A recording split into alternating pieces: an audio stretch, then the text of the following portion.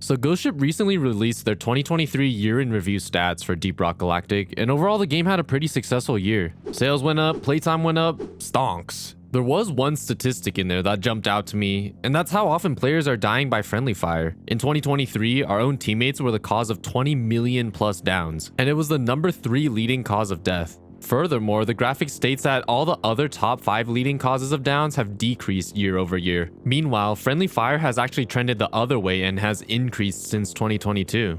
Honestly, I'm not too surprised to hear this. As Deep Rock has grown in popularity and the game's appeal has expanded outside of its core audience, it's only natural for the game's player base to regress back to the mean and resemble the gaming community at large, with a weirdo griefer here or there. To make matters worse, I've noticed some popular Deep Rock videos have leaned into the meme of, haha, driller C4 scout, am I right? Which further perpetuates this toxic behavior to newcomers, and completely misses the nuance that this meme originated through drillers accidentally C4ing or TCFing a scout, as the two of them went to mine the same mineral vein. Keyword being accidentally. Don't get me wrong, I know that friendly fire can be one of those things that's funny among friends. I've had my fair share of PvP battles with the homies as we're waiting for Molly to get back to the drop pod. But it's a whole other story when friendly fire is used maliciously between random teammates. If you're a scout and a random driller walks up and C4s you because haha funny meme, chances are you're not gonna find it very funny when you're on the receiving end of it. Even worse, you could have a rogue teammate trying to intentionally fail the mission by downing the entire team. This is toxic, vibe ruining, and a certified leaf lover move. What finally prompted me to make this video was hearing the thoroughly unsatisfying answer that Aaron over at Ghost Ship gave regarding friendly fire in a recent dev stream. Let's roll the clip. SFD says, question, can you add friendly fire reduction when the mission quota has been met? Recently, some troll ruined mission by killing everyone. A host couldn't kick him because quota had been met already. No. Okay, I don't know. Like that. First of all, that sucks. I'm sorry you had to go through that. But, I mean, that's not a big enough problem to warrant us, like, looking at it yet. I mean, I get that there is that potential for abuse, but, you know, I think that even if we were to fix that, folks, if they were really, really determined to be an annoying asshole while playing games, they would find another way to do it. So, again, not to dismiss what you experienced there. That does suck and it's annoying. And I've encountered people who are obnoxious in this game as well, such as my colleagues Jacob and Johan. No, I'm just kidding. But you know, it happens. But I think something like that isn't a widespread enough occurrence to warrant. Alright, so I get that Aaron is a content and marketing guy over at Ghost Ship, and he probably isn't involved with making gameplay decisions like this, but the fact that he answered this question with such a definitive no instead of, oh okay, we'll look into it, or I'll pass the sentiment along to the rest of the team, just leads me to believe that the topic of friendly fire is something that's already been discussed at Ghost Ship, and that this is the stance that they hold. Oh, it's fine, it doesn't need a change. And no hate to Aaron, he's a funny guy on the streams and a great addition to the dev team, but his answer was pretty disappointing for a few reasons. Aaron's point about how griefers would just find some other way to be annoying in-game is in effect deflecting valid criticism through whataboutism, shifting the blame to the griefers instead of accepting responsibility for flawed game design as the devs. Just because there's other ways to troll in Deep Rock doesn't mean Ghost Ship should just turn a blind eye to them all. In fact, Ghost Ship calls moments like these friction points. Things like double dipping, friendly fire, calling the drop pod early, they're mechanics that can be abusable, but also foster communication and teamwork, and where it's up to the players to look out for one another. After enough playtime in this game, I've come to realize that the other friction points besides friendly fire usually do not arise due to malicious intent, but due to differing playstyles or sheer ignorance. If someone calls the drop pod early, you might miss out on some secondary objective XP or some gold or crafting minerals or maybe a machine event. The absolute worst case scenario would be that it's called mid-swarm or something and you fail the mission because of it. But this is such an extreme edge case that I cannot even remember the last time it happened to me. Double dipping is similar. It's usually pretty easy to recover from, it's almost always done out of ignorance instead of malice, and it's much less egregious than straight up downing your teammate. If you tell someone not to double dip and why, they will most likely stop the vast majority of the time. And if not, your window to kick them before they can tank the mission into failure is much longer than a griefer who's team killing. They'd probably have to gobble up multiple resupplies worth of ammo before a team is truly nitro starved to the point of failure.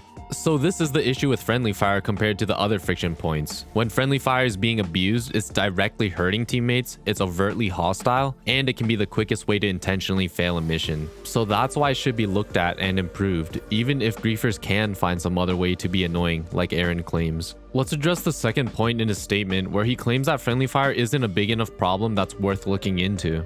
I guess my question is, what does quantify as a widespread enough occurrence? Their own stats show that's growing in prevalence year over year, and it's on an upward trend. You really don't need to browse the Deep Rock subreddit that long until you stumble upon a post that talks about friendly fire, whether it's a vent post talking about griefers or referencing the driller scout dynamics. And why does this issue even need to grow in seriousness for it to be resolved? Why not act proactively before it reaches some kind of tipping point where the community is fed up with it? Look, a big reason why I've stuck around and played Deep Rock for so long is that I truly believe that it's one of the best designed co-op games of all time, and I'd wager that most of you watching feel similarly. Whether it's the rock and stone chant, buying a round of beers and toasting with your teammates, or the compressed gold or mushroom rituals, Deep Rock is a masterclass in how to intentionally design a game to foster a non-toxic multiplayer environment. It's clear that the Ghost Ship devs have spent a lot of time crafting the game experience so players tolerate or perhaps even enjoy playing with random teammates. And it's because Deep Rock is designed to foster cooperation so well through all these team bonding mechanics that the game's uninspired implementation of friendly fire sticks out as much as it does. And it's why Aaron's, "Oh, it's fine and we're not going to do anything about it" type of answer frustrates me. His response seems so at odds with Ghost Ship's co-op first mentality.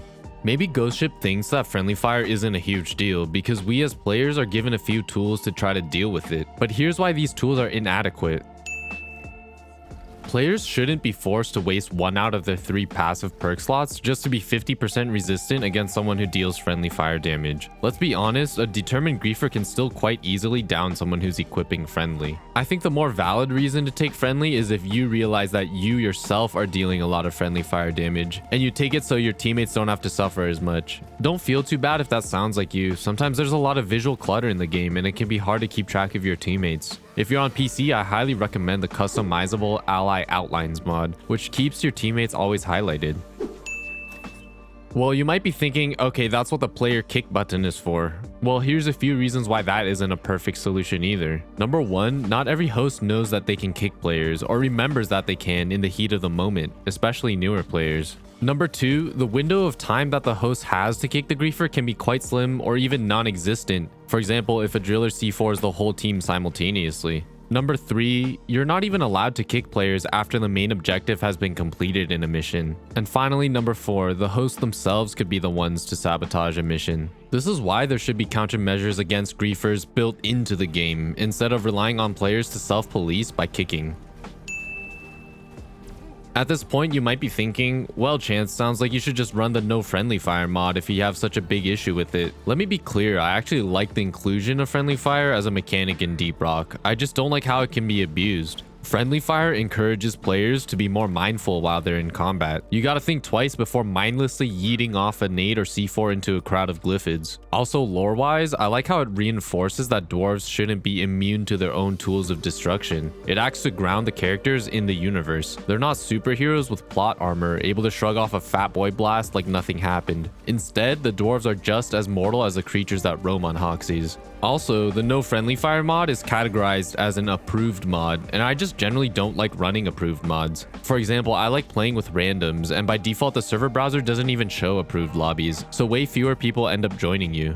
Furthermore, I actually don't really experience much friendly fire griefing in my own lobbies, where I'm generally playing in Has5 or modded difficulties. Personally, I remember running into griefers a lot more when I was newer to the game, and I've heard similarly from other players. This makes sense if you think about it. A player who is amused by this juvenile behavior also probably isn't the type of player to stick around a game like Deep Rock long term. All this to say, the players who suffer the most from friendly fire griefing are also probably newer to the game, so they're also exactly the type of player that's probably least aware that a mod like this exists in the first place. Finally, console players don't even have access to mods, so this mod is a shoddy band-aid solution at best. I guess what confuses me about how Ghost Ship handles friendly fire is that this issue is an already solved problem. There's games out there that have friendly fire, but take measures to minimize its potential for abuse. And you really don't need to look far and wide to see examples of how other games are doing it better. If, for example, you've ever played the super indie and obscure game series called Call of Duty, they figured out how to mitigate friendly fire in their hardcore game modes. In modern COD games, each player is allowed 2 team kills before reflection kicks in, and any further friendly fire dealt by that player is instead reflected back, hurting themselves.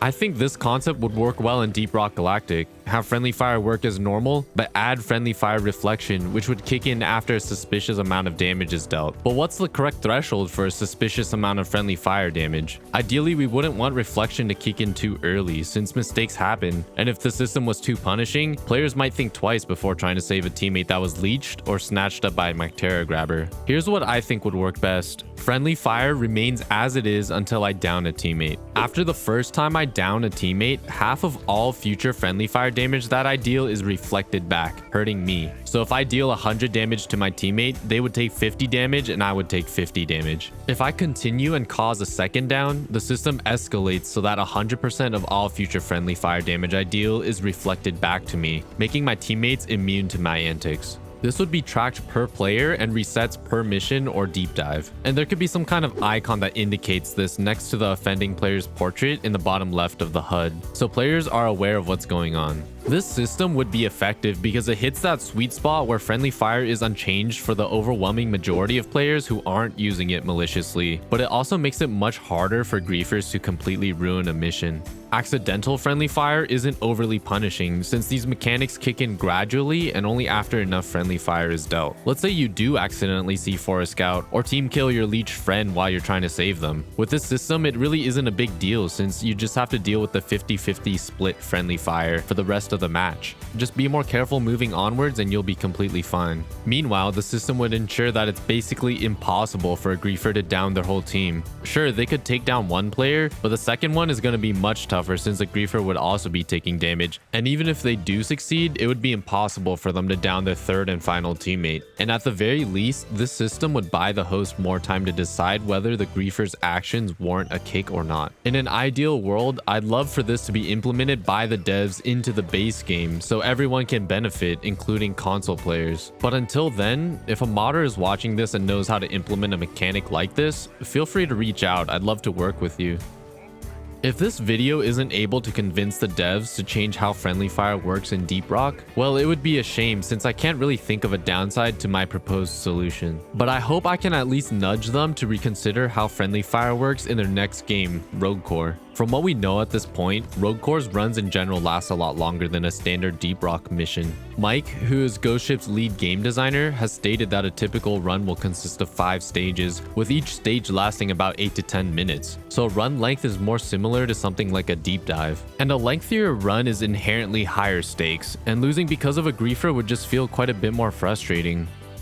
That's all my thoughts on this topic though. Now I want to hear from you guys. Do you have any memorable Deep Rock friendly fire moments that stick out? And do you think the system I proposed with friendly fire reflection would work well? What changes would you make to it, if any? If you made it this far, you probably enjoyed the video, so do all the algorithmic button pressing stuff if you feel inclined. But until next time, take care.